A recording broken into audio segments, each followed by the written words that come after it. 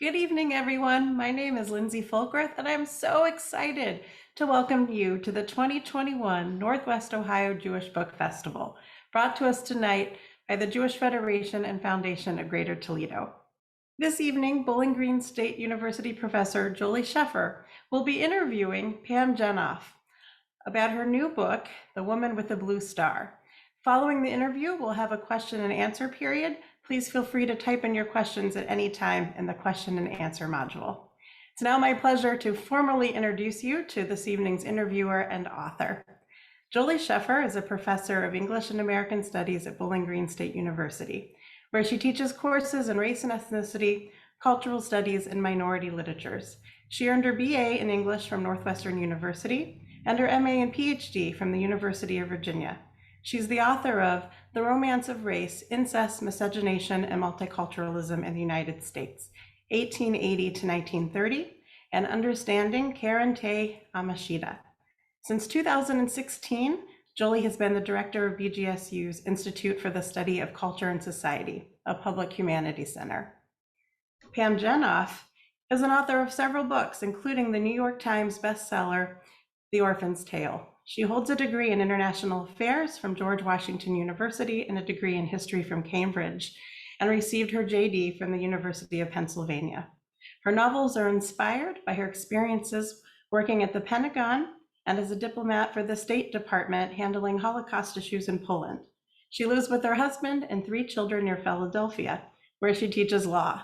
I hope you enjoy this evening's presentation. I'm very excited to be here and to get to talk with you, Pam. I'll kick things off with my first question for you is that you've written several books now set in during the Holocaust, and as we know, this is a period that's sort of kind of unbearably bleak, and most of the nonfiction about the period really focuses on inhumanity at every scale. And yet, I'm really interested that you write historical novels that focus on romance and friendship. So I'm curious. It seems that you are interested in rewriting tragedy in more positive terms. Could you talk about what it is about this period, and this sort of crisis in Jewry, but also really kind of in the world that keeps drawing you back? Why are you drawn to such dark material, and yet more uniquely for you, what are you interested in changing about that story? Could you talk about your relationship to the material? Of course. So, Julie, thank you so much for being here for our conversation today. I want to start with just a couple words on my background and how I came to this material. I was sent to Krakow, Poland 25 years ago as a diplomat for the US State Department. And when I went over to Krakow as a new Foreign Service officer, I certainly didn't go to work on the war. I went to Poland to stamp visas and passports and help American citizens when they got in trouble over there. But at that moment of time, it was 1996, Poland and its neighbors had just come out of decades and decades of communism. And all during that era, when they had no free speech and they were cut off from the West, they had never been able to make progress on their issues from World War II, particularly their issues related to the Jewish community. And these issues became very important because Poland in the 90s wanted to join NATO, wanted to join the European Union, and politically that could not happen unless they resolved those issues from the war. And so I arrived in Poland and I was a young woman in my early 20s. Now you all know exactly how old I am. And I got to Poland alone. I'm halfway around the world. It's before we had cell phones. It's before we had the internet. I was completely isolated. And so being Jewish, I gravitated toward the surviving Jewish community in Krakow, the elderly survivors. I went to their synagogue every Friday night. I went to lunch at the rabbis every Saturday, and I became very close to the survivors. They were really like grandparents to me, and they trusted me with their stories. And so I spent more than 2 years in Poland, working with the war and living like right on top of the war, in ways that really changed me personally and professionally. It was moving, it was rewarding, it was incredibly difficult to be in those circumstances. And so I've been writing about the war since my very first book. So I do it as what I would think first and foremost as a love song to the people who lived through that era. Secondly, before I approach any book, the first question is, can I do this respectfully? Because it doesn't matter how great an idea it is that I discover in history. If I can't do it respectfully, I don't touch it. So I start with an idea or a nugget of history and I go from there. Now, I only want to pause on one thing you said, which was the romance piece. My very first book was called A Romance by Publishers Weekly. I think because my publisher is owned by Harlequin, which is now owned by HarperCollins. But if you ask my editor, she'd actually say I'm terrible at writing romance. Like the romantic relationships are very tertiary in my books, but these are young people, and friendship and relationships are part of what happened in their lives. So the reason I write such a varied view of the war from what's often seen in nonfiction is that I went to Poland, having grown up with these broad brushstrokes of history, the very black and white history that we all grew up with. And when I got there, I found it very nuanced and very shades of gray. And so that's what I want to do in my books, whether I'm trying to show that the Jewish community was not a monolith, there were all different levels of religious observance and economic status, or whether I'm trying to show that there was a range of responses among the local population. I want to show that, and I want to show that history is made up of thousands of individual choices. Well, you've touched on a couple of things that I do have follow-up questions on. Yes. So let's sort of see where this takes us.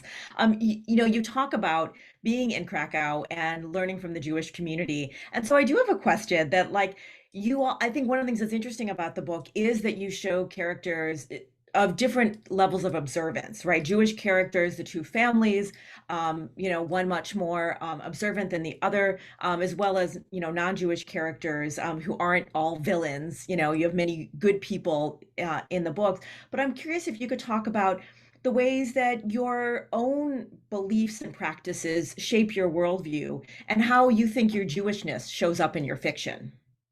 Sure. So it's interesting. I grew up in a place many people might have heard of, Cherry Hill, New Jersey, just outside Cherry Hill, New Jersey. And I grew up in a Reformed synagogue, the same synagogue my own kids are about. My oldest is about to have his bar mitzvah in January, very same synagogue. But I grew up with that kind of like, we go twice a year for the high holidays. And oh, by the way, where do you belong and which sisterhood and the building fund and all of that, right? And then I went to Krakow.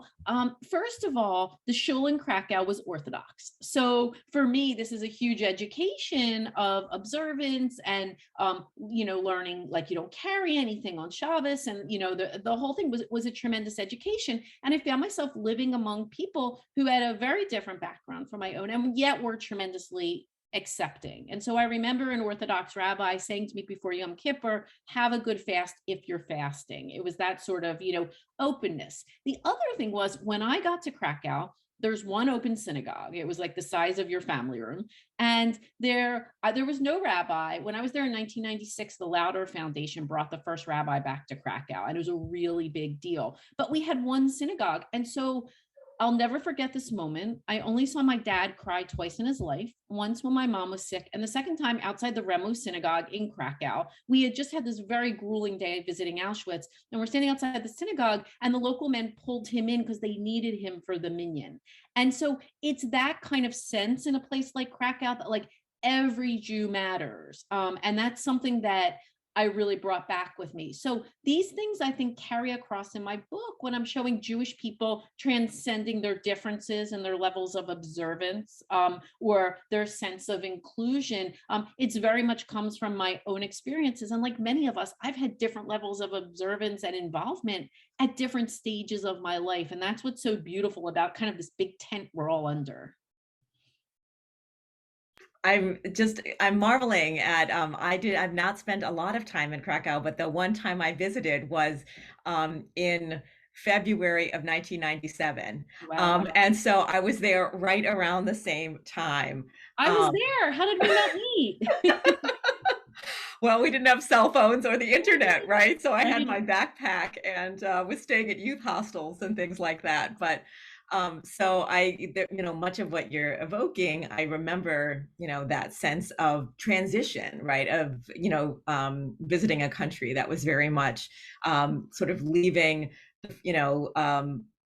that kind of World War II era and entering into the kind of post-Cold War.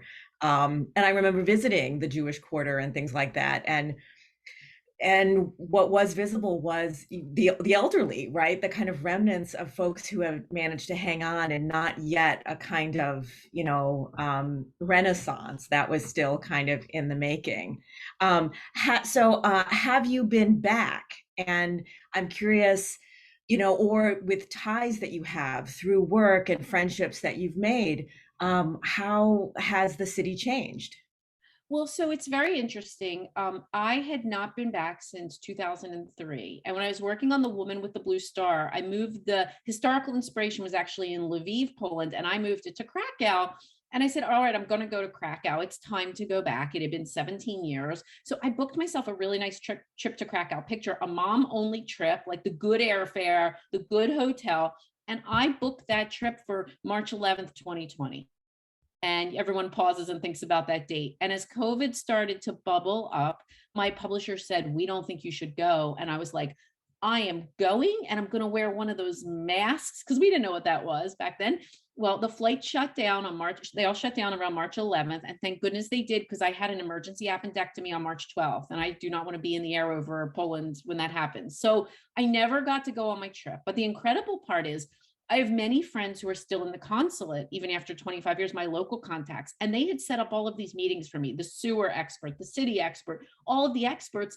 And when COVID hit, they changed all those meetings to virtual for me, right as our own city was shutting down. And oh, by the way, nobody knew about Zoom in March of 2020. We were just learning. And so it was really incredible that I was still able to do it from afar. But what I was lacking was the chance to go back and go, okay, when you turn here, this is what you see. And so I really owe myself a very big trip to Poland. You have a law degree, you teach law now, and as you've mentioned, you've worked as a diplomat, and you also have experience at the Pentagon. I'm curious, what ways do you think that professional background, beyond what you've already talked about with kind of your experience in Krakow, but does that training, does that experience make its way into your fiction? And conversely, are there ways in which your novel writing has affected your thinking about the law? Absolutely. So before I went to the State Department, let's back up. I have a master's in history from Cambridge. And what that gave me was that real love of digging into the dusty archives, and also that confidence to say, if I could sit there for 2 years and write a dissertation, I can push through a novel. So I started with that love of history, and I actually moved from Cambridge to the Pentagon. So a mentor of mine who since passed away had become the Secretary of the Army, and I needed a job after Cambridge. I said, can you bring me on board? And he did, as a political appointee. And that year was the 50th anniversary of World War II. And there's an expression, I'm going to paraphrase, from Sir Isaac Newton that says, if I've seen further, it's by standing on the shoulders of giants. And that was my year of standing on the shoulders of giants. So I traveled all over the world with my boss for the 50th anniversary commemorations. And we were traveling with like Madeleine Albright and all these people. And I was just this aide, this assistant. But we went to Bastogne in Belgium. We went to Corregidor in the Philippines. And we went to this tiny little cabin in the Slovak mountains where a young girl had hid the partisans and the paratroopers. And that actually became the inspiration for my book, The Winter Guest, which is being re-released in December.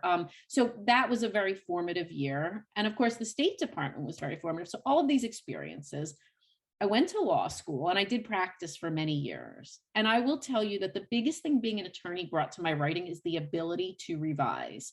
Because when you're a junior attorney, like, people mark up your work with that red pen, and they don't give you solutions, they give you things to fix. And that's the same as being a writer. My editor doesn't tell me how to fix it, she just tells me to fix it. I mean, we talk about it, but really it's my problem to fix in my own voice. And that is what I have brought to my writing from my background. Now, your second question, I'm sorry my answers are so long. Your second question is, has my writing brought to the law? There is a whole field called applied legal storytelling, which is not my field. I have a colleague, Professor Robbins, who's one of the national and international experts in that. But what it brings for me is I teach several courses, but one of them is legal writing. And I bring fiction writing techniques to the legal writing classroom. So I teach my students how to jumpstart creativity, how to know themselves as a writer, and I can bring a lot of that into the classroom. I also tell my students, if they're intimidated to show me their work, go on Amazon or Goodreads and read all the really awful things people say about my books, and then they won't feel scared at all. Well, you brought up your master's degree in history, and so that's another question I have for you, which is, about this novel in particular, but also maybe kind of about your other books as well. How much research do you do? What is your process for doing that research, and how do you negotiate that balance between kind of keeping true to the historical record and letting your imagination direct you, right? And sort of seeing other possibilities. And I may ask a follow-up, but I'll leave that there. All right, I'll try not to be too long. I remember a few years ago, I was on a panel with two authors who write more contemporary books. And one of them said, yeah, just kind of turn on a computer and start writing. And I was like, you what? Because for we writers of historical fiction, there's this whole other job there. And I always say, when you talk about research, there's three main questions. I won't answer all of them. How do you do the research?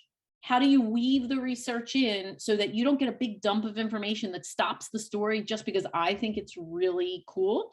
And how do you not screw up the research, right? That's the eternal question. So really briefly, I am what I would describe as a contemporaneous researcher. And what that means is I have colleagues who need to research for months ahead of time. That's not me, because I only need so much research before I start, and then I can research on a need to know basis. And this is very efficient because my research brain and my writing brain are different times of the day, right? They're different skills. And so I can do both in a given day.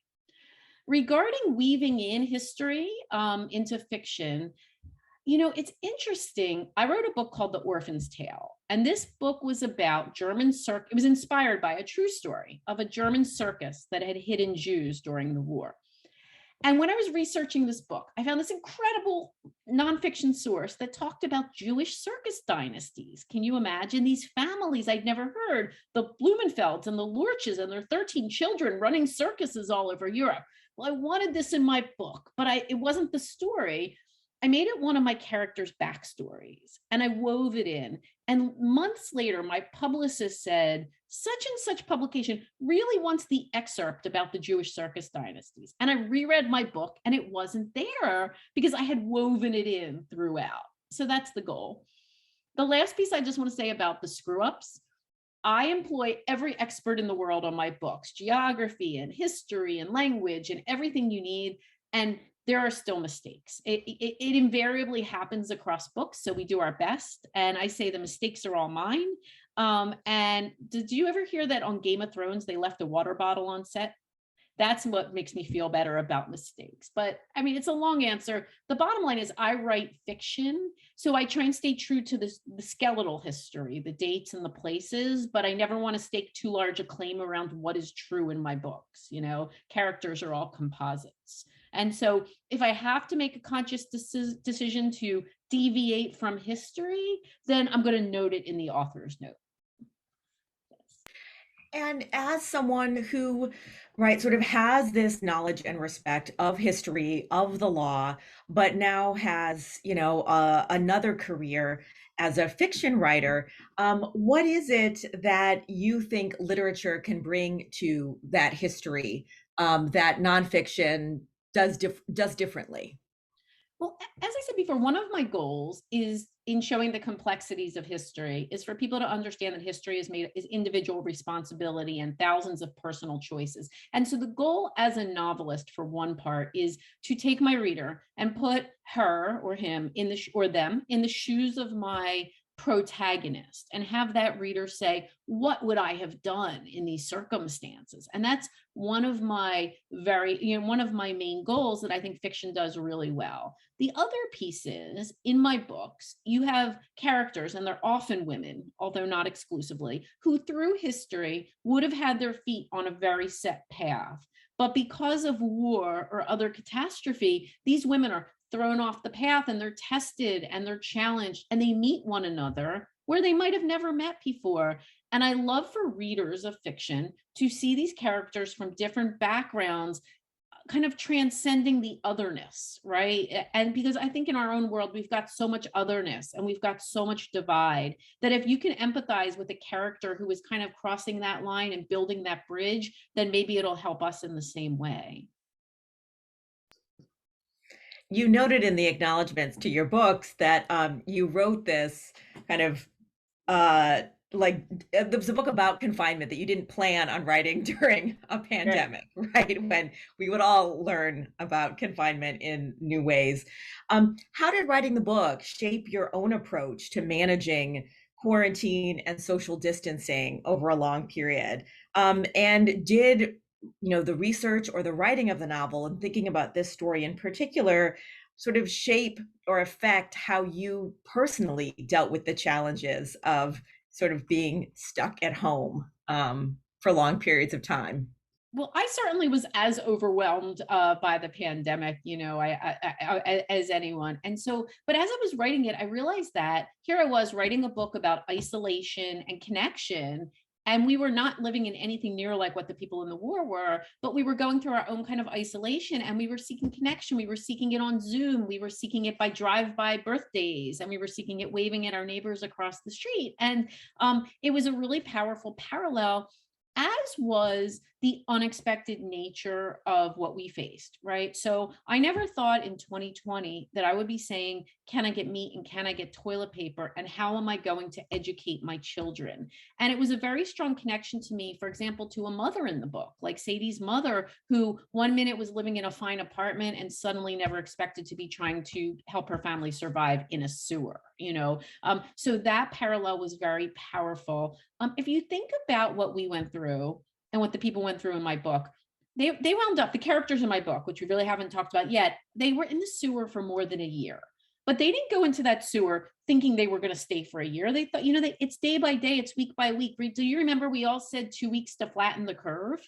None of us thought we were going to be home for 6 or 8 months. And so I've just learned so much from this. The real lesson I took away from writing this book during the pandemic, and this is a little off topic, this isn't as much about the history, was not to apologize for working. And this is going to sound really silly, but it's a very personal moment to me. So when the pandemic hit, I have 3 school-age children who suddenly had no schooling that last spring.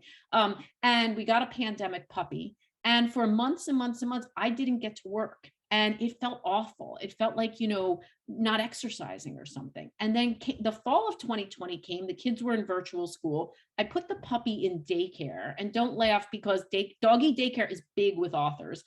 And I started working again, and I felt better on every level. And for me, that work was a part of self-care. And so I say this because I think people, especially women, apologize too much for working. We make excuses, we feel guilty, we treat it as our free time. And the biggest lesson for me that I came out of that period was sort of not to apologize for working. And so that wasn't directly from the book, but it was very powerful for me. Well, I think that actually connects with sort of some of the themes of the book, where you have these characters like Sadie and Ella, and peripheral characters like Chris, who are trying to find purpose, right? And kind of make meaning and sort of find a reason to get up each day and move forward. And so can you talk a little bit more about how you sort of thought about sort of structuring the novel in terms of, you have alternating voices between the 2 women, but also that sense of what you talked about with these women who were on sort of clear paths, and then their paths get disrupted. How were you thinking about sort of those forks in the road that each of them would be forced to make a choice, and how they would, their kind of the psychology of them as characters, what would they do to find a sense of purpose and keep moving forward? So I'd like to, if I can, just give a sentence or two of background about the book for people who may have not read it or read the description. So the inspiration for this book, and I should say that when I'm looking for an idea for a book, it's an idea that after 25 years of working with the war makes me go, oh, because if I feel that way, I'm hopeful readers will feel that way. And so in this case, the gasp for me was the discovering that a group of people had survived the war by hiding in a sewer. And they didn't hide like they ran through town. I mean, they ran through the sewer on their way out of town. They lived in the sewer for more than a year. And so I read this and I wanted to know, who were these people and how had they survived and what were their lives like and who had helped them. And there was a very powerful anecdote of a young girl in the sewer who looked up through the grate and she saw a girl her own age on the street buying flowers. And she was so struck by the disparity between her life and the girl on the street. And her mother said to her, someday there will be flowers for you. It was this promise. And hearing this story, I imagined what would have happened if the girl in the sewer and the girl on the street had the chance to meet one another and what that would have meant for both of their lives.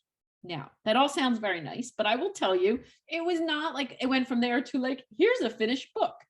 I wrote this book. I'm going to be really honest. I turned it into my beloved editor in late 2019. And after 11 books, she said, no.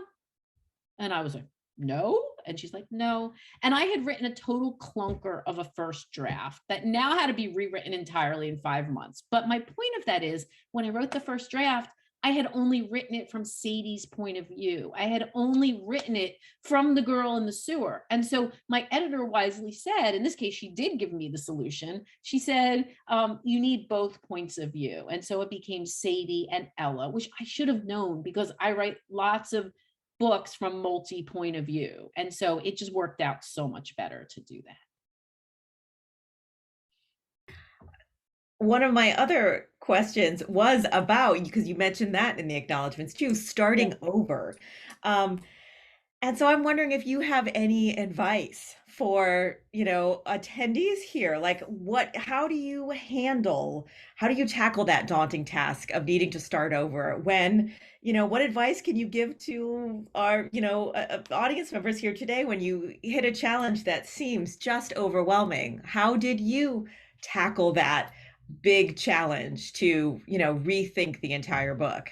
Well, I must tell you, I was on Monday night, I was on a program with Kelly Rimmer, who writes World War II also, but she wrote the Warsaw Orphan, but she's in Australia and she's a fabulous author. We're talking about that moment when your editor tells you something and you're like, you have this moment of sinking dread because what they tell you is so overwhelming and so daunting. And you're like, no way, that cannot happen. And then a few minutes later, you're like, they're right. They're really right. So this has happened other times, although not to the scope of rewriting 95% of a book in 5 months during the pandemic. But I will tell you, there's a quote, this is a very improbable source. There's a quote from The Godfather Part 2. Hyman Roth in The Godfather says, this is the business we have chosen. And anytime I get hit with this, I allow myself like 5 or 10 minutes of whining. And then I say, this is the business we have chosen. It is our job to do the hard revision. And it is our job to take somebody else's feedback and figure out how to solve the problem. And so I always start there. I could give you lots of minutia about then I write down this and then I move that, but that's not the important part because everybody has their own system. The important part is that revision is a huge, awful part of writing. So. It reminds me of the great advice that I was given when I had the what felt at the time daunting task of writing a dissertation, and it was like, how do you eat a whale? One bite at a time, right? That it's just that's my life. I'm being really honest. That's my life right now. And I use the expression, I don't say whale, I say elephant, but I say I am eating the elephant one bite at a time. Yes. I am a 5 a.m. writer, but right now I'm a 4 a.m. writer. Love 5 a.m., hate 4 a.m. So, whatever it takes to eat the elephant. Yes. Well, on that subject too, right? You are a working parent of 3 and a writer. Like, what for you, what is your life, what does your day look like? How do you kind of manage your time? And why is it so important to you to make time for all of these different ambitions of yours? Sure. So I'd like to start with a little bit of background, which is that I had always wanted to be a writer. Little kid, I always wanted to write novels, always novels. But I came back from that State Department tour. I didn't stay in the Foreign Service, and I went to law school. And I began practicing law at a big firm in Philadelphia on September 4th, 2001. It was a Tuesday. 1 week later, 9/11 happened. And I had this life moment of epiphany where I realized that while being a lawyer was fine and admirable, I'd always wanted to be a novelist. And if I had been a 9/11 victim, I never would have realized my dream. So that was the moment I got very serious about writing. I took a course and I started. But the catch was I was a new attorney at a big law firm, and I had $1,000 a month in student loan debt to pay even back then. So it wasn't like I was going to go write in a castle. I had to write my books from 5 to 7 every morning before I went to the firm for many years. And that was my system. And now I have 3 kids, and they're 12 and under, as well as a dog, a cat, a bird, and a lizard. And so many days I don't get 5 to 7. You have to shuffle and be flexible.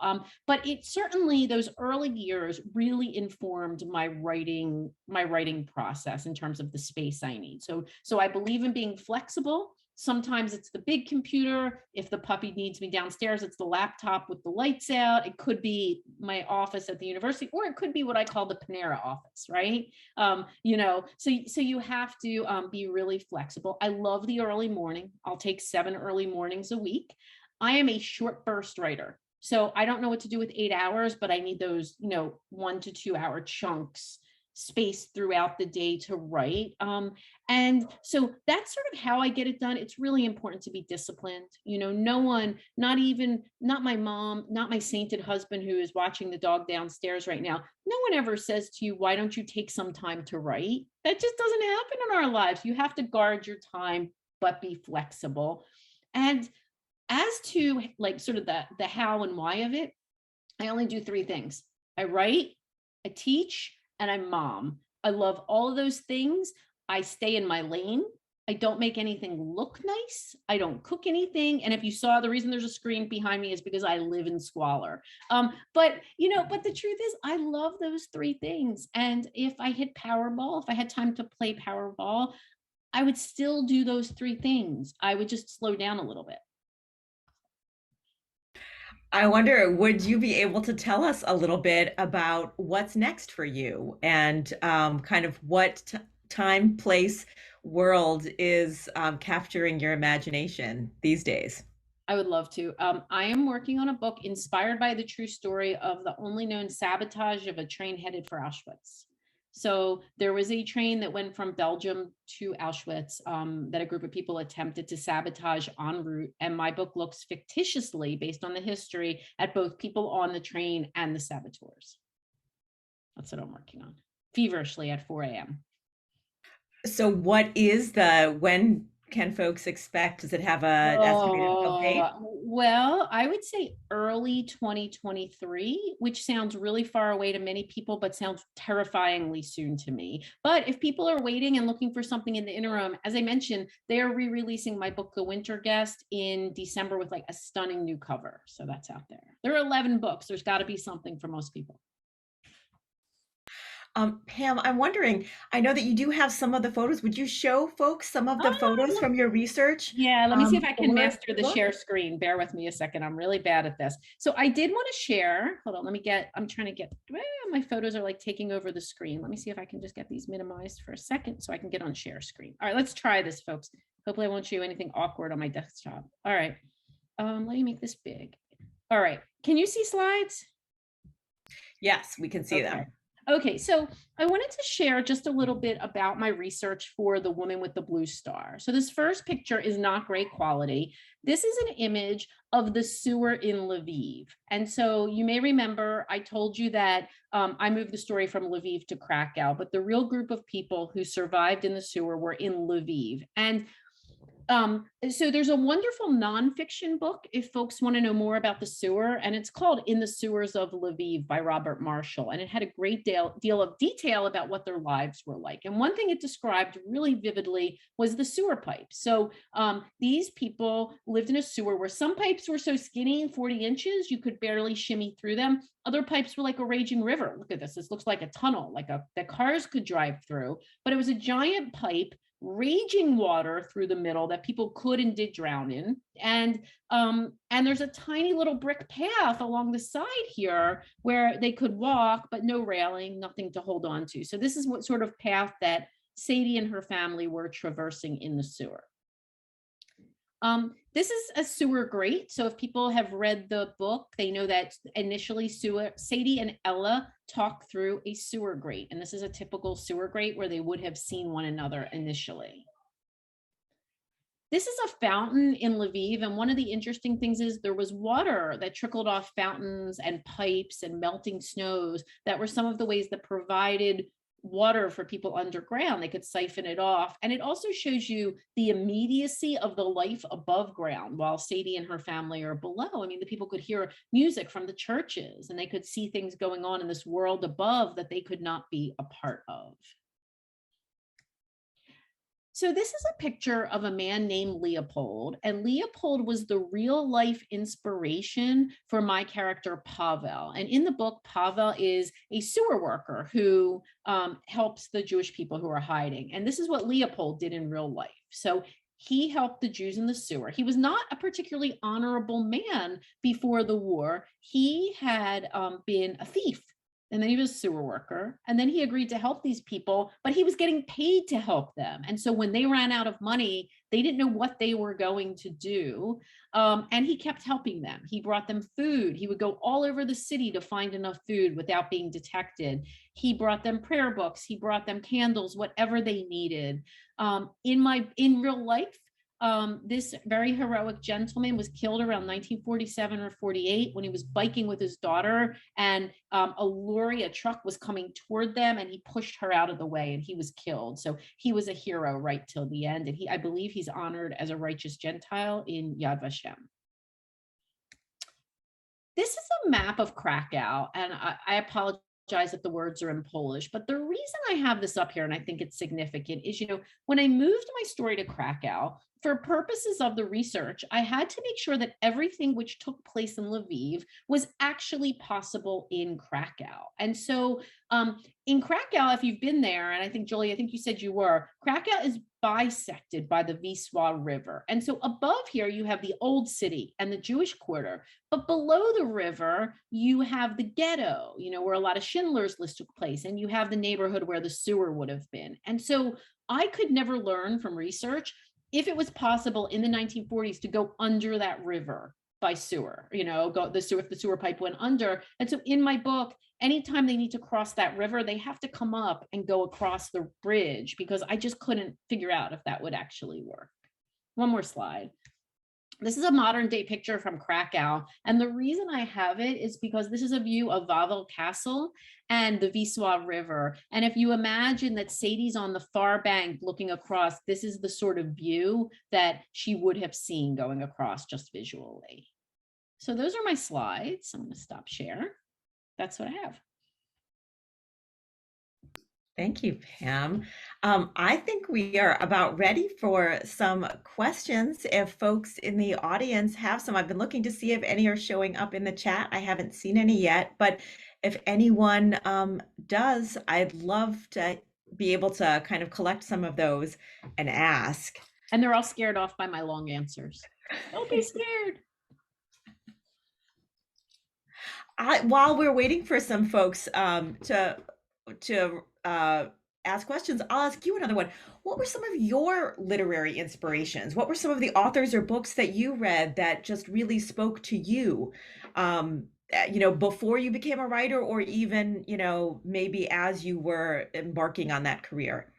as I said, I was a child who always wanted to be a writer. And my fifth grade yearbook said the next Judy Bloom, which was really cool about 3 years ago when I met Judy and I could show her that. So obviously the childhood influences were very enduring, but I did read a lot of historical fiction. And I actually think Holocaust books in the middle grade and YA space are tremendously important. There's an author today, Ruta Sepetys, who does wonderful work in that area. And I remember the two Holocaust books that had the most profound impact on me. I Am Rosemary by Marietta Moskin and The Endless Step by Esther Hotzig, which I think are probably both out of print, but I have found old copies of those. And then as I got older, I read a lot of historical fiction, but interestingly, back in the day, they were mostly written by men.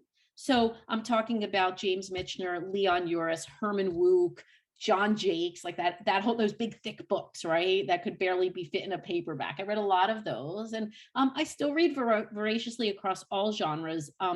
The biggest writing book that had an impact on me is called Writing Down the Bones by Natalie Goldberg. And this is a book which is inspired by a Zen Buddhist style of writing where you don't stop your hand to edit. You just go blah. And that is why I'm such what they call a pantser, meaning I don't plot. I write by the seat of my pants because the words just like come out in this, very stream of conscious way at the first draft. We do have a question. One of our audience members wants to know if you think any of your books will become films. Well, I used to call that question from your mouth to God's ears because nothing had happened. And then a few years ago, before the pandemic, stuff started happening very swiftly. So my one book that has been optioned is The Lost Girls of Paris, which was my book before this one. It's about women who served Britain's special operations executive behind enemy lines. And that was originally optioned as a film. It's now been optioned as a limited run TV series because we're all at home a lot these days. And so it's a very long way from getting an option to seeing your product on screen, but I have the most amazing screenwriter and I got to Zoom with her last year. I was supposed to be telling her about the books, but screenwriters are so brilliant with storytelling that as she was talking, I'm just like taking notes. She was such a genius. So if anyone can bring this to fruition, I think this team can, but stay tuned. I haven't heard lately. If you had your wish list, who would your dream would be the sort of cast for the film version of The Woman with the Blue Star? Oh goodness, I have not even thought about it yet. I'm getting older, so I guess I forget that my characters are really young and I want someone who's more like my age in the role. I'd love to work this. I don't have a cast for this book. I've always tried to like shoehorn Bradley Cooper into something, but seeing as I don't think he really fits into like a Holocaust film, so that's not going to happen. I don't know. I would love to hear from folks about casting. Should we ever be so lucky? There are a bunch of questions coming in, so I will ask theirs. Stephen asks, in the context of the world today, do you think that the events that you write about are likely to repeat themselves? And how, if at all, does your fiction offer hope for the future? So it's very interesting. I write books set in Poland, and for the longest time, people have wanted to talk about like the history of anti-Semitism in Poland and those topics, which, despite my own personal experience over there, I take very seriously. Obviously, in places like Poland, where there's just this huge historical context, people have a very visceral reaction, as they should, to any recent world events. However, we really, without getting political, have to step back and look at our own country in the past year and what's going on here. And, some of the trends are equally disturbing. And so, I do like to look at things through the long lens of history. I do think that educating people about ways that they can transcend otherness is very important in all of my books. And I don't set out to write a theme. I'm not like, well, yes, I'm going to write this book about, it's more of a subconscious process for me. So The Orphan's Tale was a book about immigration and refuge and sanctuary and our personal responsibility to people. And that came out at the height of, the crisis here with refugees, for example. So I hope that people will take the message and, regardless of their point of view, take something good from it, like some little ember, and kind of blow on it. We also have a question, whether you ever write characteristics of your family members into your characters. So how much do you draw from your own life into your fictional characters? So I don't, but I'm going to tell you very funnily, people always think I do. Like one time years ago, my brother called me. He's like, "Do you have a tattoo?"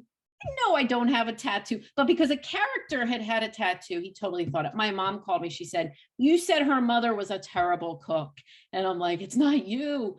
So I actually don't write my own life. Although if I could tell you about one of my books that's very personal to me, I wrote a book called The Last Summer at Chelsea Beach. And that book is World War II on the home front, specifically Philadelphia and Atlantic City. And my mom is from the part of Philadelphia where the book takes place. And my dad was from Atlantic City, which was particularly fun to go to the shore and learn what had happened there during the war. About they dimmed the boardwalk lights in case we were invaded, and they trained soldiers at Camp Boardwalk. And so that is a book that I really enjoyed researching from a family history point of view, even though the story was fictitious.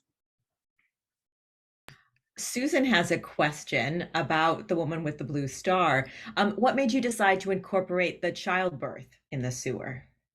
Well, so all of my characters in The Woman with the Blue Star are fictitious, but I draw little bits from real life, from different people's stories, and there actually was a birth in the sewer in real life. And I'm sorry to say, it had a much more tragic ending than I have in this book. And I had contemplated writing that, and we decided it was just too dark. But they wound up smothering the child because you can't keep a crying baby in a sewer when you're trying to hide. And so I was not able to put that part of the story in, but I felt the need to have the story of the birth in there at least. Did I answer everybody's questions? They're scared off. I think so. Now I'm waiting to see if there'll be another little flurry of questions that come in. We probably have time for one more question if someone has one that's been burning that they're desperate to get answered. I do want to say while we're waiting for that question that I'm really grateful to speak with everyone. And I do invite each and every person to just reach out and connect, because one of the greatest things about this era of social media is that we can really connect in a sustained and meaningful way. So whether that's on Facebook or Twitter, Instagram, or email, wherever people are hanging out, I don't do much politics. I talk a lot about books and a little about kids and some about history. So feel free to join me. We do have another question that's come in. This is from Abby. She asks, what advice do you have for aspiring young writers? I do have advice. So there's three pieces, and some of it I've already said, but I'm going to recap. You must be disciplined with your time, guard your writing time, know your best time, and guard it as much as you can. Secondly, you have to be tenacious. It took me 5 years and 39 publisher rejections to get that very first offer. And the only thing that I started in a writing workshop with some amazingly talented people, way better writers than me. And that's not false modesty. The only difference was that I kept knocking at the door until I got published. You must keep going. And the third piece is that ability to revise, which I've talked about quite a lot. Well, I think that we're pretty close to time there. So I will hand it over to Hallie at this point. Just wanted to thank so much Jolie for reading and doing all this research about Pam's book, and Pam for joining us today in Toledo, sort of. It was a very special night and I learned a lot. I really loved your quote, Pam, about this is the job we have chosen. Stop whining and get on. I'm going to use that with my kids from now on. I just want to remind everyone, this is our opening of Jewish Book Festival 2021. We do have lots of events coming up. We have 5 other events happening. One is a children's event, but this Thursday we're going to be speaking with Dan Epstein, who wrote The Captain and Me, and it's a really great book about a baseball relationship. I'm going to just pop in the chat our link if you would like to go on and register. We also still have copies of Pam's book. If you would like to purchase them, you can contact me, you can contact Sherry or Colette at Jewish Toledo. You can email registration at jewishtoledo.org to order a book, or also you can order it on this Jot form. The link will stay open through tonight. to purchase her book. And as well, you can purchase it at barnesandnobles.com if you forget or decide to get it later. We're so thankful that you joined us tonight, and we hope you have a great rest of your evening, and we hope to see you at a future book festival event. So thank you so much again.